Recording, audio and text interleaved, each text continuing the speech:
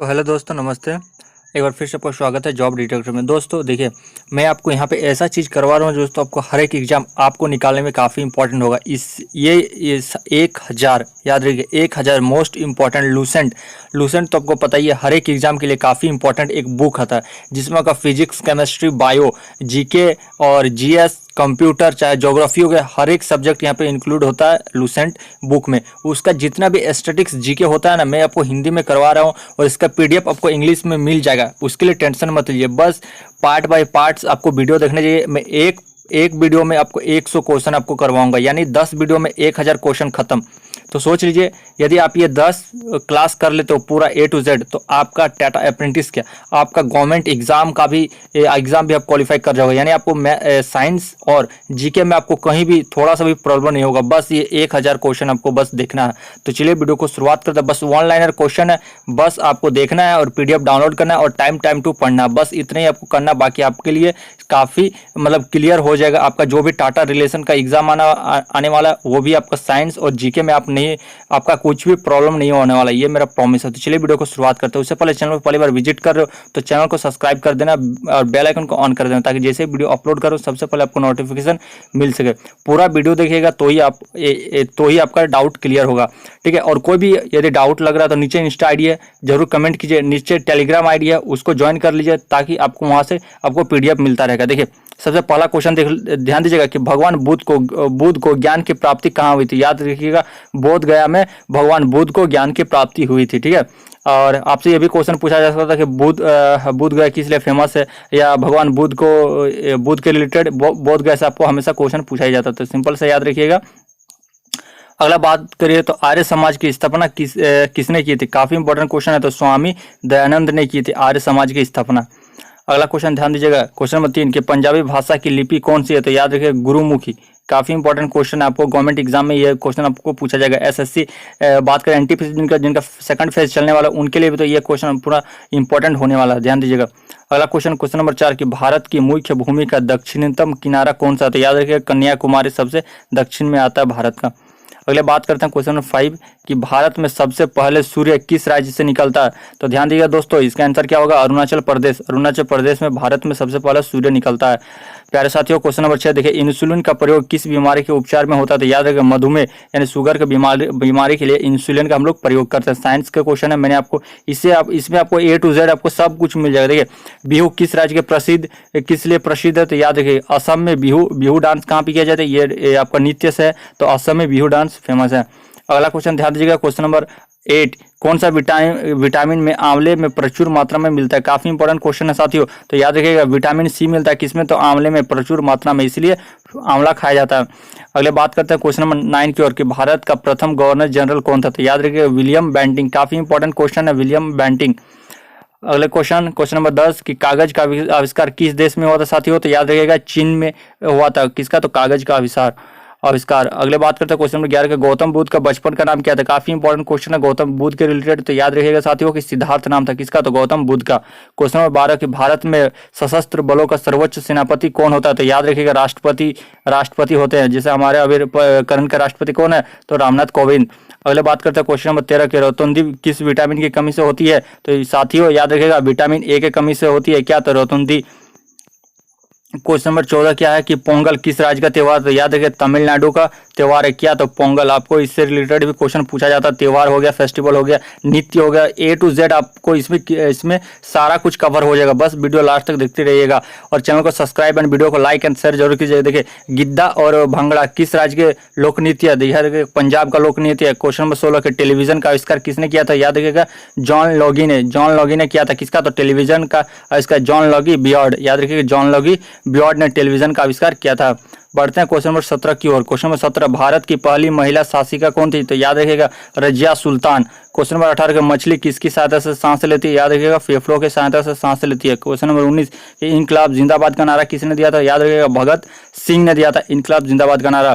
Question number 20 की ओर बढ़ते हैं कि जलियांवाला बाग हत्याकांड कब वो कहाँ हुआ था। याद रखिएगा, 1919 में हुआ था। और यह कहाँ पे हुआ था, अमृतसर में। और जलियांवाला बाग का अभी बात करें तो इसको बहुत ही अच्छे ढंग से बनाया गया है।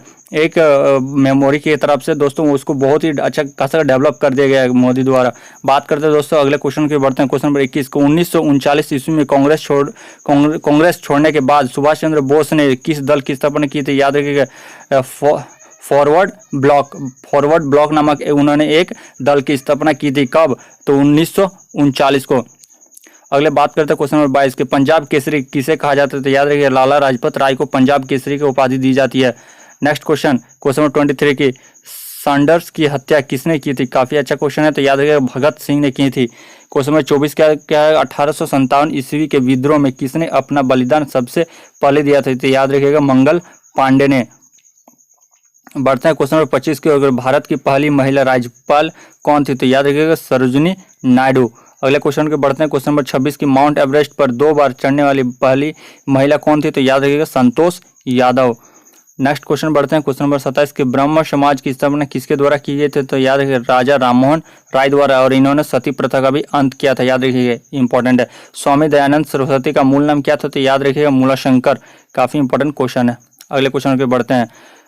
नेक्स्ट क्वेश्चन है कि वेदों की और लोटो का नारा किसने दिया? तो याद रखिए दयानंद सरस्वती ने। दोस्तों ये क्वेश्चन आपको ग्रुप डी में काफी ज्यादा यहाँ पे इंपॉर्टेंट हो जाते हैं। ग्रुप डी का यदि आप तैयारी कर रहे हो तो ये क्वेश्चन आपके लिए काफी इंपॉर्टेंट है, और एनटीपीसी के लिए भी काफी इंपॉर्टेंट है। प्लस आपकी आने वाले जितने भी गवर्नमेंट एग्जाम है, खासकर प्राइवेट एग्जाम भी हो, तो उसमें जीके का सेक्शन होता है, इसीलिए ये वीडियो को पूरा लास्ट तक देखिएगा। देखिए क्वेश्चन नंबर 30 क्या है? रामकृष्ण मिशन की स्थापना किसने की थी? तो याद रखिए स्वामी विवेकानंद ने।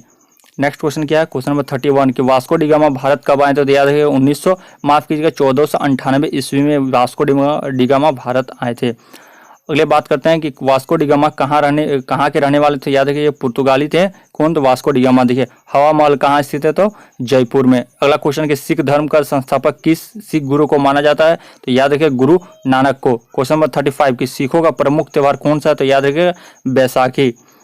अगला क्वेश्चन की ओर बढ़ता है। क्वेश्चन नंबर 36 के लौह पुरुष किस महापुरुष को कहा जाता है? तो याद रखिए सरदार पटेल जी को। अगले क्वेश्चन की ओर बढ़ते हैं। तो साथियों के क्वेश्चन नंबर 37 कि नेताजी किस महापुरुष को कहा जाता है? तो याद रखिए सुभाष चंद्र बोस को। साथियों क्वेश्चन नंबर 38 क्या है? कि दिल्ली स्थित लाल बहादुर शास्त्री की समाधि का क्या नाम है? तो याद रखिए विजय घाट के नाम से जाना जाता है। नेक्स्ट क्वेश्चन की ओर बढ़ते हैं। क्वेश्चन नंबर 39 की महाभारत के रचयिता कौन है? तो याद रखिए महर्षि वेदव्यास। अगला क्वेश्चन साथियों क्वेश्चन नंबर 40 की अर्थशास्त्र नामक पुस्तक किसने लिखी थी? तो याद रखिए चाणक्य यानी कौटिल्य ने।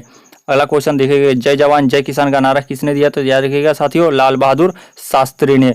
अगला क्वेश्चन नंबर 42 को संविधान सभा का स्थायी अध्यक्ष कौन था? तो डॉक्टर राजेंद्र प्रसाद।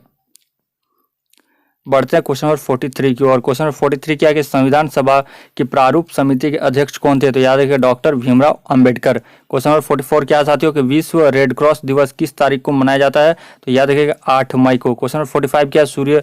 सूर्योदय का देश के नाम से कौन सा देश प्रसिद्ध है? तो याद रखिएगा जापान।